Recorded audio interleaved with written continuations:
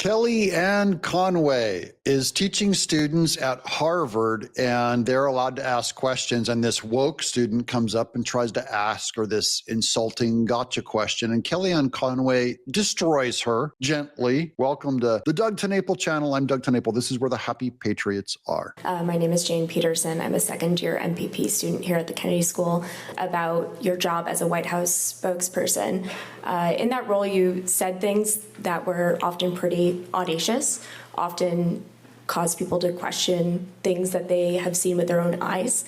And so I'm curious, in that role, I was always wondering whether it was a survival response in what seemed like it was a very chaotic White House. Now, that's a setup. When she says, was it a survival response? In other words, did you lie because of a survival response being in that White House around terrible Donald Trump? Is that why you acted that way? That is meant to give you the hint of abuse is what she's suggesting. That's the words. Or was it a strategy? So was it strategy or was it survival? You know, all the bantering with journalists, the alternative facts.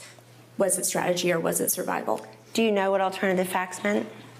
Now, alternative facts is the biggest phrase associated with Kellyanne Conway. This is when Sean Spicer was the press secretary for Trump, and she did a flub on TV and said alternative facts. We actually have the original video. This is from 2017 when she originally said that phrase. Of why the president asked the White House press secretary to come out in front of the podium for the first time and utter a falsehood. Why did he do that? It undermines the credibility of the entire White House press office on day one. Don't be so overly dramatic about it, Chuck. You're saying it's a falsehood, and they're giving Sean Spicer, our press secretary, gave alternative facts to that. But the point remains. Wait a minute. Alternative facts? Alternative facts, 4 of the 5 facts he uttered. The one thing he got right was Zeke Miller. 4 of the 5 facts he uttered were just not true. I'm aware.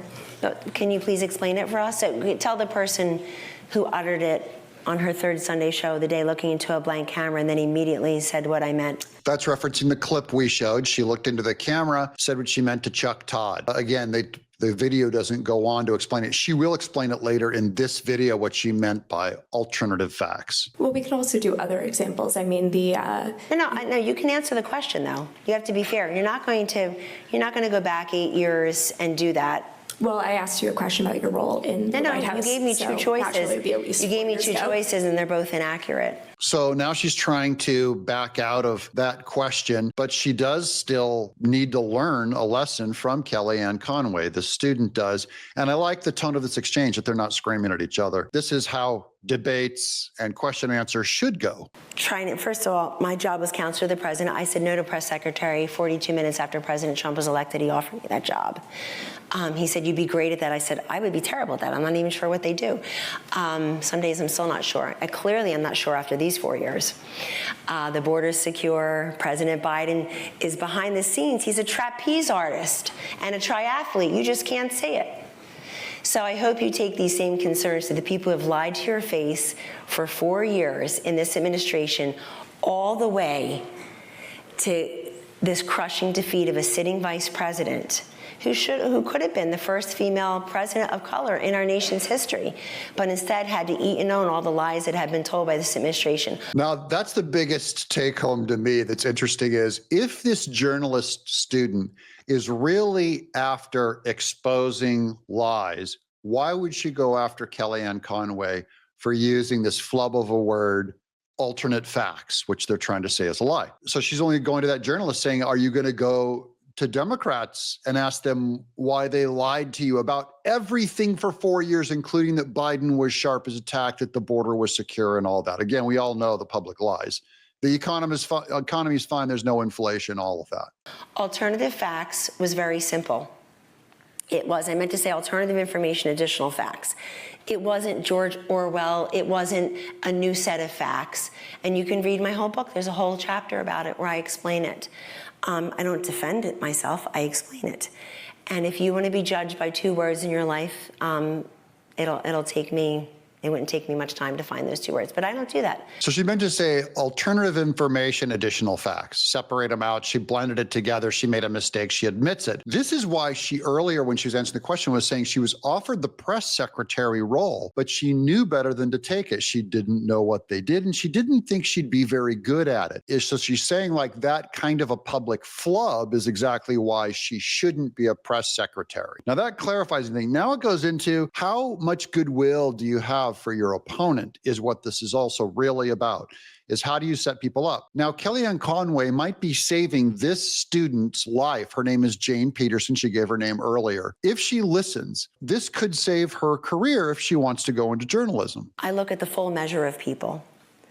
And if the idea is to try to cut them down from one thing they said or one bad day they had or one article they wrote, then I wish you a much happier life than all that. And that's a truth. That's a truth for all of us, by the way. If you go to other people and you're looking for one little flub to nail them and make them miserable, then it is your life that is miserable, if that's what we do. And I think it's human nature. I'm telling you, our nature is to lean into that and do exactly that, to forgive ourselves for small flubs, but nail the other person. And she's saying, if that's what you're going to do in journalism, and this is why I'm covering it on this show, is I think this gives insight into what's miserable about everyone at MSNBC, miserable about all these liberal pundits, miserable about even some people on the right that are just looking to pick out two wrong words and then get them and attack them with it. You'll notice there's no generosity in the public sphere anymore, certainly not from the left, from journalists on the left. They flat out are trained that this is how you do your job because their side is so bad and they have to cover up so much. And the other side is actually, the Republicans are actually doing so good in that the people actually do want our policies more. That's why they're just trained not to attack our policy, but just go after the person, say they're a racist, they're terrible, they're Hitler. You go back to 2016, the media, who I guess just has a whole living of getting the elections wrong, on that they're consistent.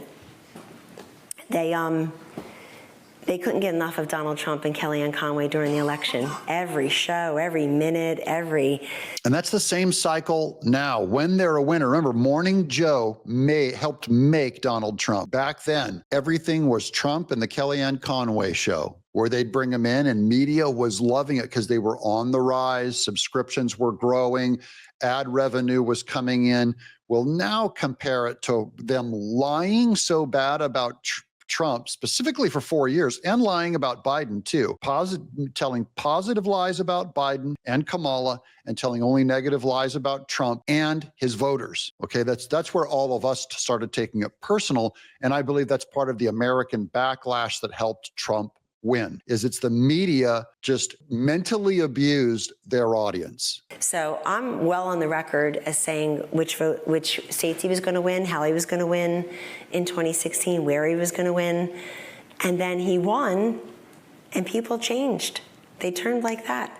Just when we need the media's help to tell the country what's going on, to co-parent the White House and the mainstream media, to responsibly co-parent the country for 4 to 8 years. Instead, they turn out to be a lot of deadbeat dads, interested in not getting the story, but getting the president and tearing us down. And they ended up they were deadbeat dads. They abandoned the audience. They were cruel to the audience that needed them most to communicate proper information. And I am not talking about a media there to puff up Trump and cover for him. I don't want them to do for Trump what they did for Biden and Kamala. That's not the definition of good media. It's actually the definition of really bad media, but they shouldn't just attack him. I'll give you one example. Donald Trump at McDonald's, when he was working at McDonald's or whatever for that one day break, Joe Scarborough could have come on the air and said, that's a good point, that's a good move. He doesn't have to say, go Trump. He doesn't have to say anything. He just acknowledged that it was a good move. And he couldn't even do that, even when he knew in his mind it was a good move. He spent his time just buried with his foot on the pedal, impugning Trump's character. And I'll go back and look at it. But they have a horrible record. I mean, Kamala Harris is winning Iowa by 4 points, 3 points. Trump wins it by 13. That's just election interference. And it's been 8 years of the media doing this now. But now, I don't know if the journalists themselves will learn the lesson, because I think deep down inside, they're still leftist, angry leftists. But their companies are learning, because the companies have to deal with the bottom line. So MSNBC is going to get sold. Looks like Comcast is getting spun off of NBC Universal, and they're going to get dumped. All of these, the media money I can see in the ad revenue, even here on YouTube, it's getting shifted and moving around. It's getting shifted away from traditional television and cable and all their old newspapers. You saw the LA Times going, we need to get more conservative journalists. They are in a panic. The company bosses are in a panic because they know that they got caught just serving their own audience. I'm Doug in exile.